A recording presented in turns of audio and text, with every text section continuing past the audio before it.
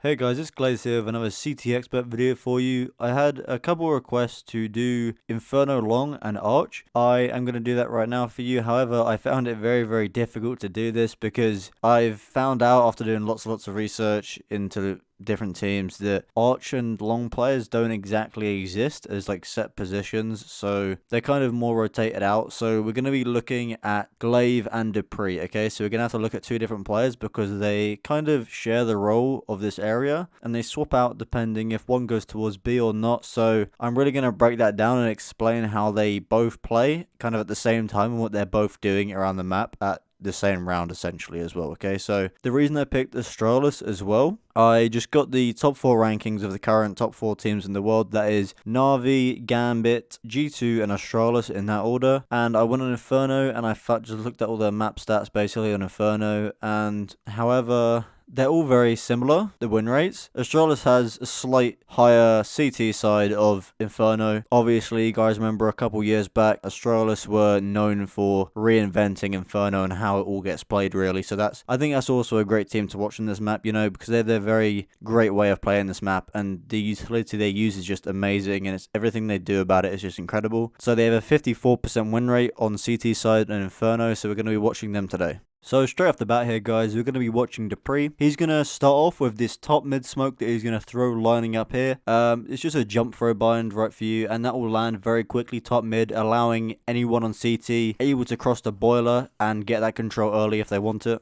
So as you can now see here, after throwing that initial smoke, he will rack back round towards long to make sure no one's pushed up mid and taken that space. As soon as the T smoke it off, notice on the screen in the bottom left that Glaze is rotating from B over towards the A site here. So that's why Dupreeh can go back towards the A site to help have a stronger defense on the actual site and leave Gla1ve to hold long by himself. I'm assuming in this situation, Gla1ve made some sort of call that he wants to be aggressive around this top mid position. That is why Dupreeh is backing off, going back towards and helping Gla1ve out here. They're going to get a bit of a team flash from Magisk there, but they're going to play this double up on the long side. One playing close and one playing on the cubby. After Gla1ve sees that initial Molotov, he just peeks to get any information, catches a player off, and then from this information, because he sees no one else there, he can make the call that they're most likely going to go B, okay? So as this long player, you need to make sure you are aware of how players rotate and how the teams are going to play around the map. As you can see at the start of the round here, Dupreeh and Magisk is going to go towards a long position, making sure T's can't take any aggression early, while Gla1ve is going over towards B to do early utility. Dupreeh's going to get himself in this little cubby here, with his smoke ready just in case they get in contact, throwing that down, and he's going to line up himself with this HE on the roof, just lining up the antenna and the top of the roof, and then running and jump throwing. This nade will land on top of balcony, so if anyone's jumping up, they will get hit by this grenade, and as you can see in this clip, it just dunked Hunter there and got him a free kill. So after throwing his HE, going back towards long, just holding the angle there, waiting for Gla1ve to rotate from B, as Gla1ve initially threw the B utility, so as soon as Gla1ve gets there, he's just going to rotate off and look towards apps. Gla1ve will then just be checking towards top middle here after seeing nothing, and because of the time left on the clock, he will go straight back towards B, okay, so to not leave Zipex by himself. As this long and arch play, you need to make sure you're rotating around the map a lot, okay, so as long as there's no information around top middle, you don't necessarily need to be there and you can go out and help towards B. Okay, so here guys, we're going to see Dupreeh and Magisk going towards top middle together quite early on in the A round, throwing the deep Molotov and close Molotov because they only have 2 towards A. However, you're going to see very quickly the T's are just rushing through middle because they know this is a possibility. As you can see, he's going to take the first contact on the corner, get a dink, throw a grenade while falling back, throwing a flash, just trying to buy himself as much time as possible. As the flash comes in through Gla1ve, he's going to re-peek and try to take a duel. With a beautifully timed peek by Gla1ve with Bubsky's HE to finish off the last 2 and secure the win of the round.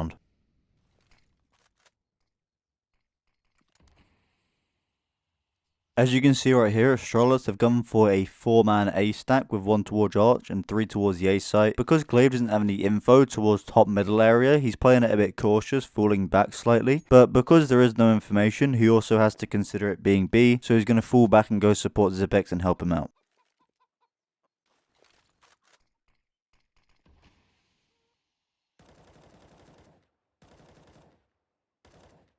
Watch right here how Gla1ve is rotating back towards the A site because they see lots and lots of mid presence. About 3 or 4 players they see there, so that's why he's rotating. However, as soon as they get contact on the arch player and kill him, and they realize there's no one else behind him, they know it's most likely going to be a fake, and they soon rotate back to B and find out that they were correct.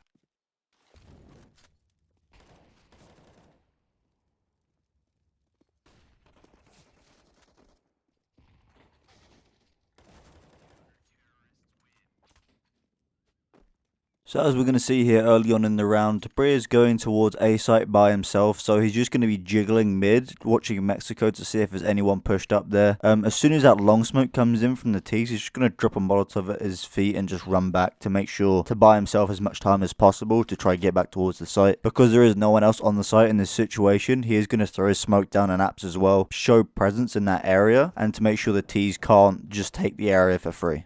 You can even go for these aggressive bedroom peeks as well, with just a smoke top mid and then a smoke to put out the Molotov in bedroom as well with a flash over. This sometimes gives you some kills. It's always good to try be aggressive sometimes as the CT and not always be passive. If you're AWPing in this game while you're playing along an arch, you can also go for a car peek on banana if you really want, depending only if you have the spawn. Only if you have that spawn I would go for this peek. If not, I wouldn't really bother. As we're going to see here, Dupreeh is going towards top mid position quite early on, just sitting facing the wall at the moment, waiting for Puzky to throw this deep flash over the house for him. As soon as this pops, he's going to peek to see if he can catch anyone off that is in middle position, that is full flash, so we can just get a free kill. After not seeing anyone, he's just going to drop down the smoke at his feet and then line up the running jump throw nade or balcony again that we talked about in the last couple of rounds. You'll see now he's just going to be jiggling on the corner of this long position, making sure no one pushes through that smoke. As soon as the smoke starts to go down, he's going to follow up with a Molotov right in front of it. However, this